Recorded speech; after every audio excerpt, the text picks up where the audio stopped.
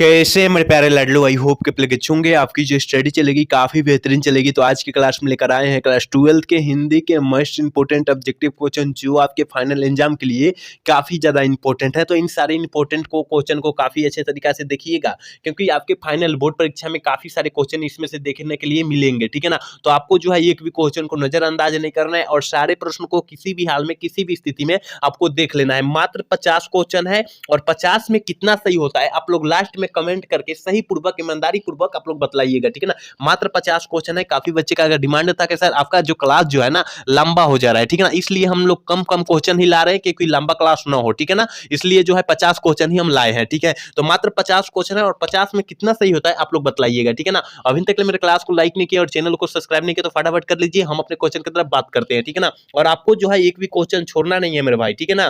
तो सारे क्वेश्चन को अच्छे तरीके से देख लेना है, ठीक है। देखिए ये बबुआ वाला सवाल होगा आज के क्लास में। कह रहे कि ओ सदा नीरा पाठ के लेखक कौन है। ओ सदा नीरा पाठ के लेखक कौन है, हमने तो क्वेश्चन काफी बार करा रखा है। अगर आप लोग अच्छे से देखे होंगे तो सारे क्वेश्चन को इसमें के मार देंगे, ठीक है ना। तो याद रखिएगा ओ सदा नीरा कहेगा तो याद रखिएगा ओ सदा नीरा पाठ के लेखक जो है जगदीश चंद्र माथुर है। ऑप्शन डी वाला सही हो जाएगा क्योंकि हमने बतला रखा है पहले ही, ठीक है ना। और देखिए बबुआ वाला पूरा बबुआ वाला सवाल है, याद रखिएगा, ठीक है ना। यहाँ देखिए कितना आसान क्वेश्चन है। कह रहा है कि अनुराग का विलोम शब्द क्या होता है। हमने कहा ना बबुआ वाला सवाल आज की इस क्लास में है, ठीक है ना। तो 50 में 50 आपको आना चाहिए। अनुराग का विलोम शब्द जो होता है क्या होता है, हमने बतलाया था मेरे भाई। अनुराग का विलोम शब्द विराग होता है।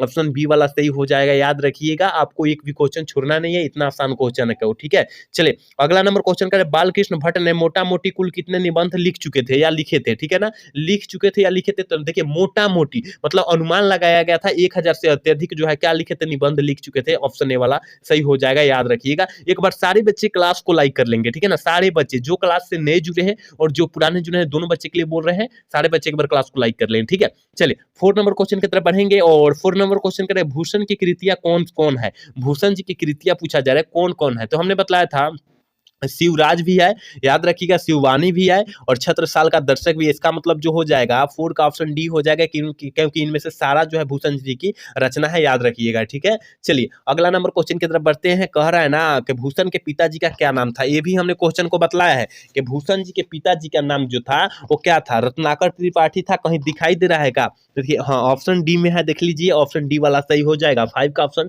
डी हो जाएगा, याद रखिएगा, ठीक है। अगले क्वेश्चन की तरफ बढ़ेंगे। अगला नंबर क्वेश्चन मेरे भाई करे जयशंकर प्रसाद का उपन्यास निम्नलिखित में से कौन है। देखिए कौन है, हमने एक क्वेश्चन काफी बार करा रखा है, क्योंकि देखिए मेरे भाई 4000 प्लस ऑब्जेक्टिव हम लोग करा रखे हैं, ठीक है ना, करा रखे हैं। और ये तो चल रहा है, लगता है रिवीजन के तौर पर ये सारे क्वेश्चन चल रहा है। तो आपको जो है इन सारे प्रश्नों को अच्छे तरीके से देख लेंगे, क्योंकि आप लोग इतना क्वेश्चन नहीं देखे हैं ना तो आप लोग कुछ भी नहीं देखे हैं, ठीक है ना। देखने का प्रयास करें क्योंकि सारे पिछला क्लास में अपलोड किया गया है, लाइव कराया गया है, ठीक है ना। तो आप लोग देखने का प्रयास करें क्योंकि पूरा किताब से जो ना गेस किया हुआ प्रश्न पढ़ाया गया है यहाँ पर, ठीक है ना। तो आपको देखना अति आवश्यक है ये क्वेश्चन, 4000 क्वेश्चन, ठीक है। चलिए इसका आंसर बतला दीजिए कि जो है जयशंकर प्रसाद का जो है कौन सा उपन्यास लिखा हुआ है इसमें का, ठीक है ना। तो याद रखिएगा 6 का ऑप्शन जो हो जाएगा डी हो जाएगा, इनमें से सभी है, ठीक है ना। ऑप्शन डी हो जाएगा, देख लेंगे, ठीक है। चलिए क्वेश्चन नंबर 7 की तरफ बढ़ेंगे। जयशंकर प्रसाद का जन्म स्थान कहाँ है। जन्म स्थान जो है कहाँ है मेरे भाई, जयशंकर प्रसाद का पूछा जा रहा है, ठीक है ना, जयशंकर प्रसाद का। तो याद रखिएगा 7 का ऑप्शन ए हो जाएगा, वाराणसी में है, याद रखिएगा ऑप्शन ए वाला सही हो जाएगा, 7 का ऑप्शन ए हो जाएगा। 8 नंबर क्वेश्चन की तरफ बढ़ेंगे। सुकून की तलाश किसकी रचना है। देखिए हमने बोला कि रचना से काफी सारे क्वेश्चन पूछे जा रहे हैं, ठीक है ना। रचना से बिहार बोर्ड ना बहुत सारा क्वेश्चन पूछ रहा है, तो आपको जो है रचना को काफी अच्छे से कमांड में कर लेना है और मुट्ठी में कर लेना है, क्योंकि रचना से जब क्वेश्चन पूछा जाएगा ना तो आपको वहां छोड़ना नहीं है, ठीक है ना। तो सुकून की तलाश कर रहा है, अगर सुकून की तलाश कर देगा वहां शमशेर बहादुर सिंह मार दीजिएगा, ऑप्शन जो हो जाएगा ना बी हो जाएगा, याद रखिएगा, ठीक है ना। याद रखिएगा कि रचना से काफी सारे क्वेश्चन पूछे जा रहे हैं, तो आपको रचना जो है छोड़ना नहीं है। कह रहा है कि हिंदी की लिपि क्या है, और हमने बोला ना कि आज का क्लास में बबुआ वाला क्वेश्चन हो जाएगा, याद रखिएगा। तो हिंदी की लिपि क्या है, अगलो आप लोग जो है ना 10 क्लास से ही पढ़ते आ रहे हैं कि हम लोगों का हिंदी जो है देवनागरी लिपि में लिखी जाती है। ऑप्शन ए वाला सही हो जाएगा, क्योंकि 10 क्लास से ही हम लोग पढ़ते आ रहे हैं, ठीक है ना, आपको पता होनी चाहिए। चलिए क्वेश्चन नंबर 10 की तरफ बढ़ेंगे मेरे भाई। कह रहे कि छाती ठोकना मुहावरे का अर्थ क्या होता है। ये लोकोक्तिया है, ठीक है ना, इसे लोकोक्तिया भी बोला जा सकता है मुहावरा का, ठीक है ना। तो छाती ठोकना मुहावरा का अर्थ जो होता है वो क्या होता है, हमने कहा प्रशंसा करना होता है, ऑप्शन ए वाला सही हो जाएगा। देखिए भाई ये जो प्रश्न है ना पूरा गेस किया हुआ प्रश्न है, आपके फाइनल बोर्ड परीक्षा में से इसमें कुछ प्रश्न जो है इसमें से देखने के लिए मिलेंगे, तो आपको जो है इन सारे प्रश्नों को देख लेना है, क्योंकि कम समय में हम खत्म करने का प्रयास कर लिए हैं आज और कम समय में खत्म हो जाएगा, ठीक है। चलिए 11 की तरफ बढ़ेंगे। 11 नंबर क्वेश्चन का रहा है ना, एक आंख से देखना मुहावरे का अर्थ क्या होता है। देखिए एक आंख से दिखना मुहावरा का अर्थ जो होता है याद रखिएगा समान रूप से दिखना। अगर देखिए कोई भी टीचर होता है अगर संस्था करा रहा है तो वहाँ एक समान रूप से देखा जाता है, ठीक है ना। वहाँ किसी भी बच्चा को अलग से नहीं पढ़ाया जाता है कि तू यहाँ क्या है कि तू उधर जाकर पढ़, ठीक है ना, तेज है तो उसमें पढ़, नहीं, एक समान तरीका से देखा जाता है, याद रखिएगा, ठीक है ना। तो आपका जो है ये उदाहरण हो जाएगा, आपका क्लास हो जाएगा, मतलब आपका जो है संस्था हो जाएगा, ठीक है। चलिए क्वेश्चन नंबर 12 की तरफ बढ़ेंगे और 12 नंबर क्वेश्चन का जायसी जी को डैश हुआ था। जायसी जी को क्या हुआ था, डायबिटीज की बीमारी हो चुकी थी, मतलब क्या की बीमारी हो चुकी थी, चेचक की बीमारी हो चुकी थी, ऑप्शन ए वाला सही हो जाएगा। देख लीजिए कितना इंपॉर्टेंट प्रश्न है और आप लोग इस तरह का क्वेश्चन पढ़े भी नहीं होंगे कि जायसी जी को डायबिटीज की बीमारी हो चुकी थी, ठीक है ना, तो चेचक की बीमारी हुई थी, याद रखिएगा। चलिए अगला नंबर क्वेश्चन की तरफ बढ़ेंगे, कह रहे कि कौरबक कहाँ से लिया गया, कौरबक पाठ जो है वो कहाँ से लिया गया है, ठीक है ना, तो याद रखिएगा 13 का ऑप्शन डी हो जाएगा, पदावत से लिया गया। और पदावत जो है ना ये जायसी जी की रचना है, ठीक है ना, मलिक मोहम्मद जायसी जी की रचना है, जायसी जी की रचना है। और पदावती जो आ जाएगा ना वो बालकृष्ण भट्ट मारिएगा, याद रखिएगा दोनों प्रश्नों को, ठीक है ना, क्योंकि यहाँ थोड़ी थ्योरी सीखी थी, आंसर घबरा जाएगा, ठीक है ना, तो आपको अच्छे से याद रखने लेना है। चलिए क्वेश्चन नंबर 14 की तरफ बढ़ेंगे, कह रहा है कि निम्नलिखित में से कौन सी रचना दिनकर जी की है, कौन सी रचना जो है दिनकर जी की है। तो हमने बतलाया था मेरे भाई कि दिनकर जी की जो रचना है परशुराम की प्रतीक्षा है, ऑप्शन बी वाला सही हो जाएगा, ठीक है। चलिए क्वेश्चन नंबर 15 क्या करें, साफ साफ देखने में कौन सा समास हो जाएगा। देखिए हमने एक बोला था, एक गलती हमने किया था कि जहां हाइफन देखकर और द्वंद्व समास मार देना है, वहां हमने ये नहीं बात बतलाया था, वहां हम ये नहीं बात बतलाया था कि देखिए भैया वहां अगर शब्द एक रहे, शब्द एक ही रहे, ठीक है ना, साफ साफ मान लीजिए, धीरे धीरे मान लीजिए, अगर शब्द ऐसा रहे तो हम ये नहीं बतलाए थे कि वहां अव्ययी भाव समास आपको मार देना है। तो अभी बतला रहे हैं, आप लोग थोड़ी सी यहाँ कमेंट कीजिएगा, क्योंकि कुछ शब्द जो है ना अपवाद में भी दिया गया है, ठीक है ना, जो होता है मान लीजिए कोई आसान होता है उसके लिए तो हार्ड भी हो सकता है ना, याद रखिएगा उसी तरह है। तो साफ साफ में जो हो जाएगा अव्ययी भाव समास हो जाएगा, और धीरे धीरे शब्द एक ही रहे ना, शब्द एक ही रहे उसे हम लोग अव्ययी भाव समास बोल देंगे, ठीक है ना, याद रखिएगा, द्वंद्व समास नहीं मरना है, नहीं तो गलत हो जाएगा।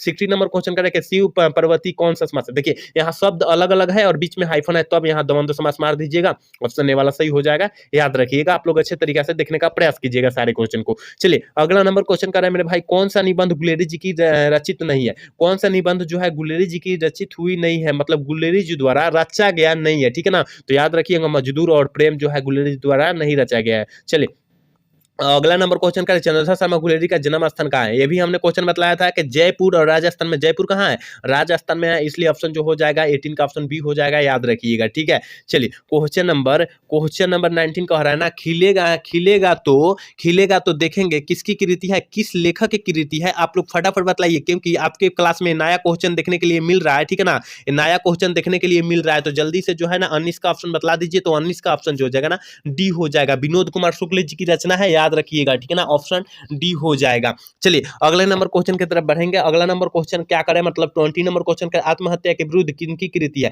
किस लेखक की कृति है, और आत्महत्या कह रहा है, ये तो सारे बच्चे मारेंगे क्योंकि कल वाला क्लास करे होंगे, तो उस कल वाला क्लास में प्रश्न आया होगा, ठीक है ना, तो रघुवीर सहायक जी की रचना है, याद रखिएगा किसकी रचना है, रघुवीर सहायक जी की, ऑप्शन ए वाला सही हो जाएगा, ठीक है। चलिए 21 नंबर क्वेश्चन का है, कौन जो सब कुछ भक्षण करता हो करने वाला कहलाता है, सब कुछ भक्षण करने वाला क्या कहलाता है, हमने बोला था सर्वभक्षी कहलाता है, ऑप्शन जो हो जाएगा ये हो जाएगा, क्योंकि अनेक शब्द से लिए एक शब्द है, याद रखिएगा, ठीक है।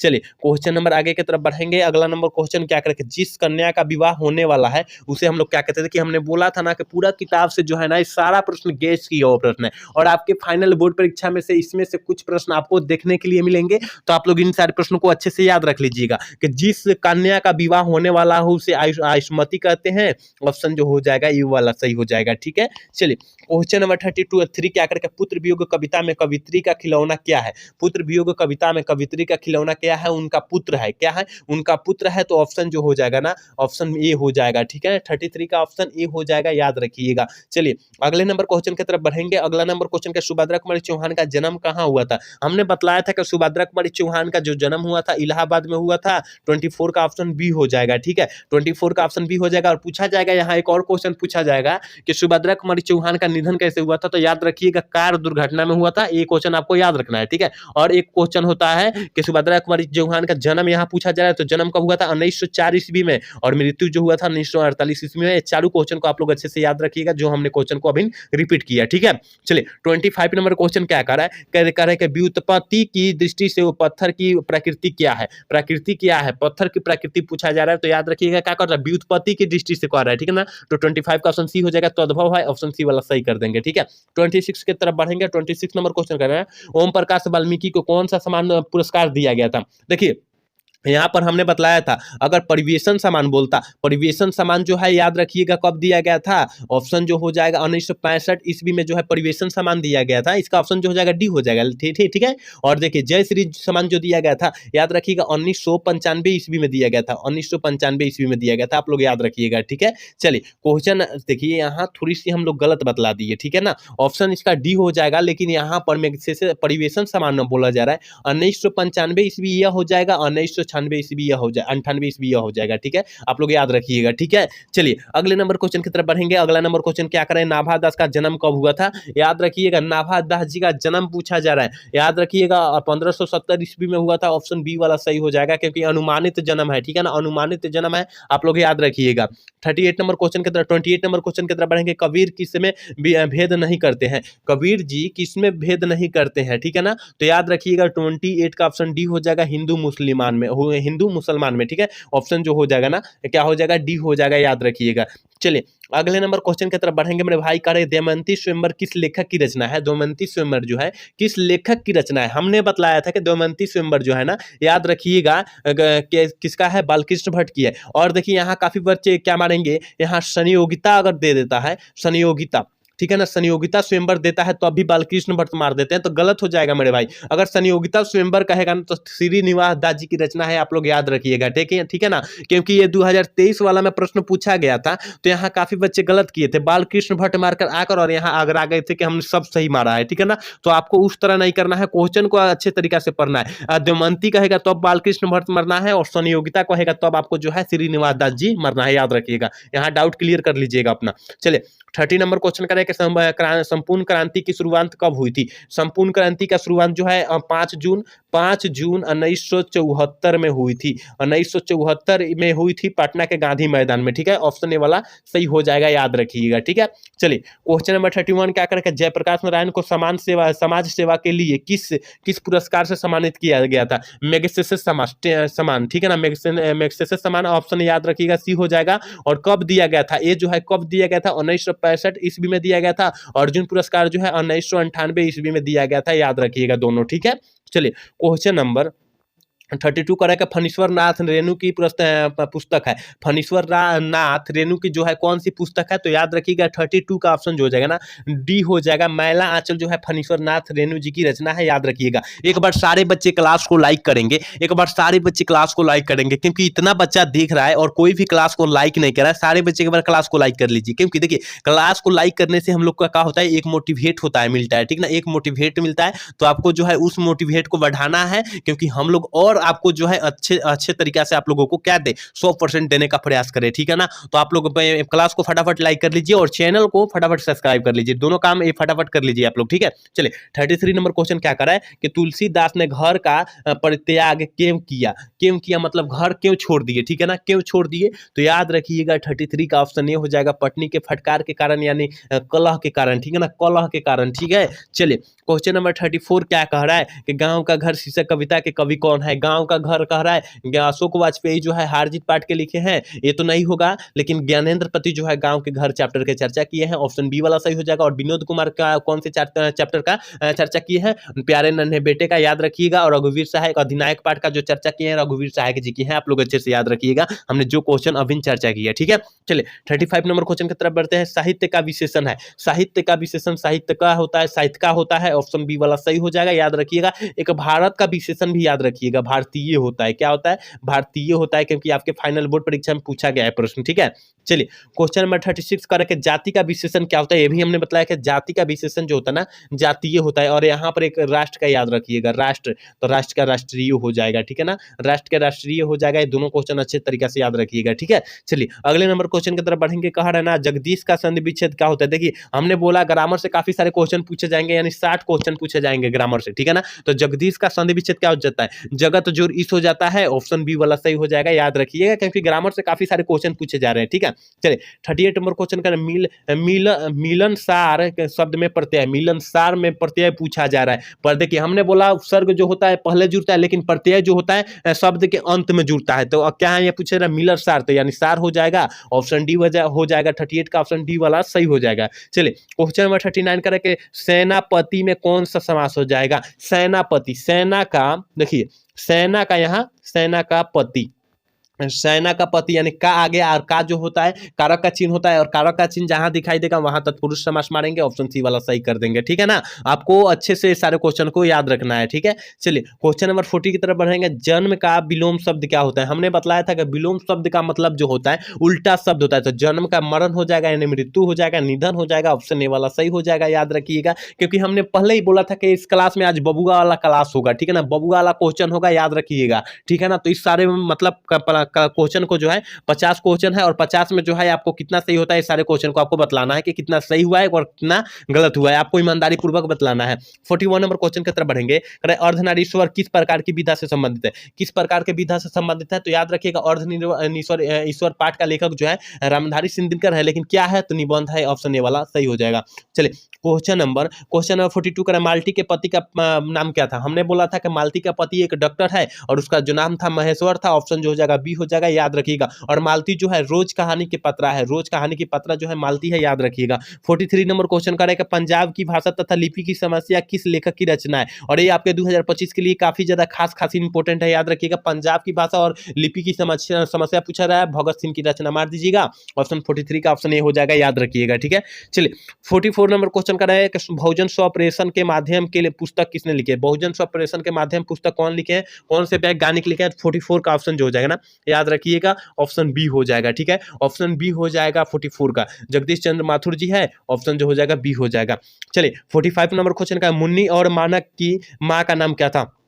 देखिए मुन्नी और मानक की माँ का नाम जो था विष्णु था, और ये किस कहानी के लिया गया है, किस कहानी के लिए लिया गया है, तो सिपाही की माँ। ठीक है ना, सिपाही की माँ पाठ से लिया गया है, सिपाही की माँ पाठ से लिया गया है, आप लोग याद रखिएगा। चलिए 46 नंबर क्वेश्चन करें कि निम्नलिखित में से कौन प्रलय छाया की कवि है। प्रलय छाया की कवि पूछा जा रहा है कौन है, तो याद रखिएगा प्रलय कह देगा ना, वहां आपको छप्पे क्या मार देना है, वहां मार देना है आपको जयशंकर प्रसाद मार देना है। ऑप्शन सी वाला सही कर देना है। आपको जो है एक भी क्वेश्चन को नजरअंदाज नहीं करना मेरे भाई, और सारे क्वेश्चन को किसी भी हाल में किसी भी नजरअंदाज में आपको मार देना है। ठीक है, चलिए 47 नंबर क्वेश्चन का कविता के नए प्रतिमान के लेखक कौन है। ये तो बबुआ वाला सवाल है, हमने काफी बार क्वेश्चन को कराया भी है कि कविता के नए प्रतिमान के लेखक कौन है, जल्दी से जो है ना बतला दीजिए क्या हो जाएगा। तो हमने बतलाया था कि नामवर सिंह है। ऑप्शन जो हो जाएगा डी वाला सही हो जाएगा 47 का, याद रखिएगा। ठीक है, चलिए 48 नंबर क्वेश्चन का जूठन पाठ क्या है। जूठन पाठ क्या है, हमने बतलाया था कि जूठन पाठ के रचयिता जौन है ना ओम प्रकाश वाल्मीकि जी है, लेकिन पूछा जा रहा है यहाँ क्या है, वो निबंध है कि उपन्यास है कि कहानी है। देखिए हमने बतलाया था कि यह एक प्रकार का दलित आत्मकथा है। जूठन पाठ जो है एक प्रकार का दलित आत्मकथा है, आत्मकथा है, याद रखिएगा, याद रखिएगा मेरे भाई। तो ऑप्शन जो हो जाएगा डी हो जाएगा। 48 का ऑप्शन हम लोग डी टिक कर देंगे। आप लोग अच्छे से इस क्वेश्चन को देखने का प्रयास कीजिएगा। 49 नंबर क्वेश्चन कह रहा है ना मलयज का जन्म कब हुआ था। मलयज जी का जो जन्म हुआ था वो कब हुआ था, ये भी क्वेश्चन हमने काफी बार कराया है आपके बीच कि मलयज जी का जो जन्म हुआ था 1935 ईस्वी में हुआ था। ऑप्शन ए वाला सही हो जाएगा 49 का, याद रखिएगा। चलिए क्वेश्चन नंबर 50 है और आज के क्लास की लास्ट क्वेश्चन है, याद रखिएगा। आज के क्लास के जो है ना ये लास्ट क्वेश्चन है, कह रहा है कि सूरदास की कौन सी कृति है। सूरदास की कौन सी कृति है, हमने बताया था सूरसागर जो है सूरदास की है। ऑप्शन ए ही सही हो जाएगा, लेकिन पुत्र वियोग पूछेगा तो अब क्या मारिएगा, तो सुभद्रा कुमारी चौहान मारिएगा, और करबक जो मारिएगा मलिक मोहम्मद जायसी जी मारिएगा, और छप्पे जो है नाभादास जी बाजी का मार दीजिएगा, ठीक है ना। याद रखिएगा इन सारे प्रश्नों को, जो 50 हमने प्रश्न बतलाया, इन सारे प्रश्नों को अच्छे से याद रखिएगा और बतलाइएगा कि आपका 50 में जो है ना कितना सही हुआ, और ईमानदारी पूर्वक और सच पूर्वक बतलाने का प्रयास कीजिएगा कि 50 में जो है हमारा इतना सही हुआ, ठीक है ना। और आज का क्लास कैसा लगा? अगर अच्छा लगा हो तो चैनल को सब्सक्राइब और लाइक करना ना तो भूलिएगा। जय हिंद, जय भारत।